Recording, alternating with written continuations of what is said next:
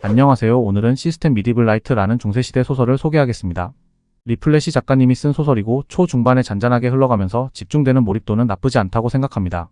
주인공이 차사고를 당한 후 미디블 라이트라는 게임 속 배경으로 가는 이야기인데 가난한 중세 기사의 주인공이 시스템을 사용하면서 출세를 목표로 나아간다는 내용입니다. 이 소설의 특징은 적과의 대결에서 검기 같은 게 나오지 않고 순수 검술로 싸우는 묘사가 잘 표현되었습니다. 대략 어떤 흐름인지 줄거리를 보겠습니다. 평범한 직장인인 주인공은 퇴근길에 터널에서 대형차 사고를 당해 정신을 잃었으며 죽음을 맞이한 줄 알았으나 눈을 떠보니 최근에 열심히 플레이하던 게임 미디블 나이트 캐릭터의 모습으로 변해 있었습니다. 게임 속 세계에서 깨어난 주인공은 미디블 나이트의 볼프강폰 슈트라이트의 모습으로 새 삶을 시작하였습니다.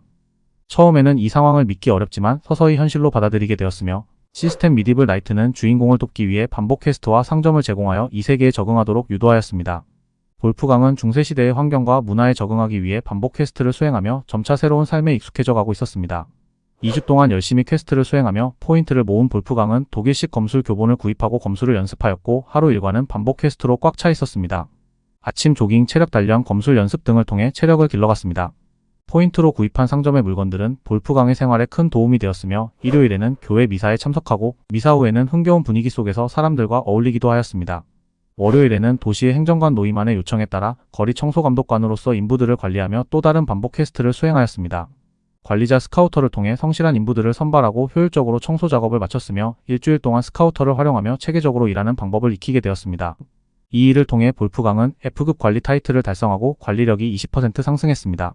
어느 날 길에서 덩치 큰 남자 한스를 발견하고 그의 성실함을 기억해내며 시종으로 고용하였습니다. 한스의 여동생 사비네는 고모님 집에서 일을 돕고 있어 당분간 일손을 돕고 시녀로 합류하기로 했습니다. 한스를 무장시키고 체력 단련을 시키며 그가 병사로서 자신을 도울 수 있도록 훈련시켰습니다. 볼프강은 상점창에서 구입한 독일식 검술 교본의 1단계 수련 퀘스트를 완료하고 2단계 수련 퀘스트를 시작했습니다. 독일식 검술의 기본 자세를 연마하며 레슬링 교본도 구입해 한스를 레슬링 연습 상대로 삼아 다양한 기술을 연마하며 실력을 키웠습니다. 어느 날 한스의 동생 사비네가 실종되자 볼프강은 한스와 함께 수색자 스카우터를 사용해 그녀를 추적했습니다. 골목길에서 사비네와 소년 다니엘을 괴롭히는 불안당들을 발견하고 싸움을 벌이게 됩니다. 독일식 검술을 사용해 불안당들을 차례로 쓰러뜨리고 사비네와 다니엘을 구했습니다. 이 사건을 통해 F급 기사 타이틀을 달성하고 무력과 용맹이 20% 상승했습니다. 사비네와 다니엘을 시녀와 시종으로 고용하며 집안일과 단련을 시켰습니다. 어느 날 집주인이 징세관 업무를 도와달라고 요청했고 볼프강은 그를 도와 상점가에서 세금을 징수했습니다. 한 상인의 상점에서 비밀 지하실을 발견하고 장무라비를 체포하려 했으나 가짜 경비병들이 상인을 데려갔습니다.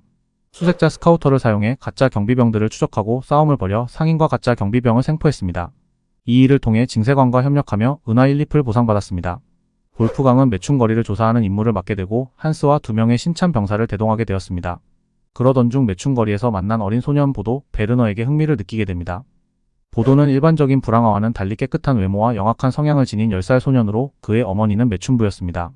볼프강은 보도를 이용해 정보를 수집하기로 결심하고 은하를 주며 접선 장소를 조사하도록 합니다. 볼프강은 보도가 제공한 정보를 바탕으로 접선 장소를 확인하지만 그곳에서 리디거 감찰부 총감이 습격을 받고 사망하는 사건이 발생합니다. 그리고 보도의 가족은 슐랑의 조직원들에게 모두 살해당했고 보도는 간신히 도망쳐 볼프강과 만납니다. 보도를 데리고 거리에서 빠져나가려 하는 중에 슐랑의 조직원들의 추격을 받게 됩니다.